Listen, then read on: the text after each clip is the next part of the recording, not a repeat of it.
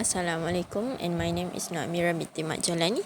Today I'm going to present about controlling white-collar and corporate crime. So in order to control white-collar and corporate crime, the first solution that I want to say is public education. Many of these crimes could be reduced if individuals were knowledgeable about the crime and could therefore reduce the chance of their own victimization.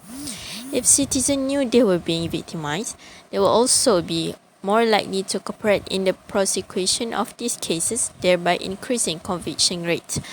Public education is not only necessary to reduce its own victimization from crimes of abuse power, but also necessary in order to press for other changes, such as increased penalties for those offenders and more vigorous enforcement practice. Greater public awareness of abuses of power could lead to moving up this offence on public crimes agenda. Second one is increasing ethical behaviour in the workplace.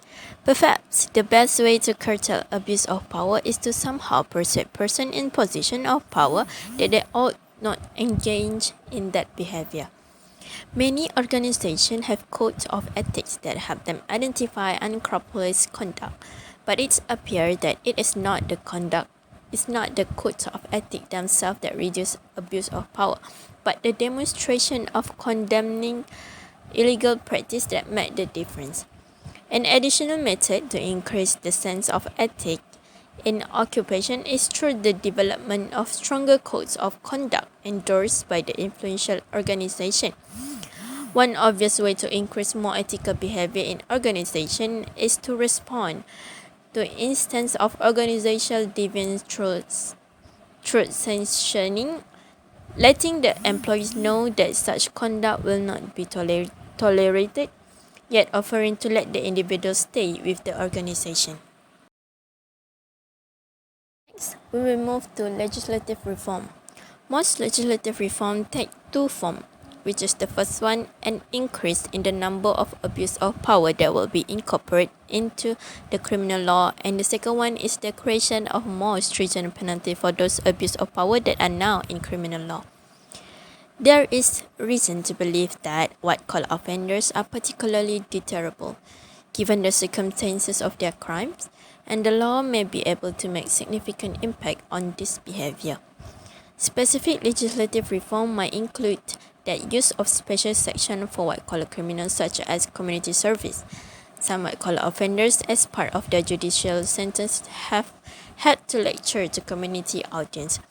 Increasingly, civil penalties are appropriate for corporate abuse, and people who feel they have been wronged can sue a corporation in a civil court.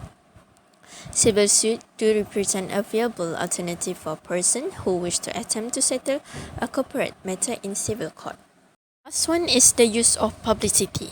Most corporations concerned with their public image. Because of these concerns over corporate image, a number of criminologists have suggested that adverse publicity may be a powerful tool in getting corporations to change their behavior. Corporate officials, however, indicated that perhaps the greatest impact of adverse publicity is the non-financial cost it produces: loss of corporate and individual prestige, a decrease in employee morals, distraction from the job at hand, and embarrassment about the incident that generated the adverse publicity. Given these findings, Fieses and Braithwaite make two recommendations. First, publication of details about the offence should be made available as a court-ordered sentence against corporate offenders. Second, probation orders should be used to require disclosure of organizational reforms and disciplinary actions taken as a result of the offence. That is from me. Thank you.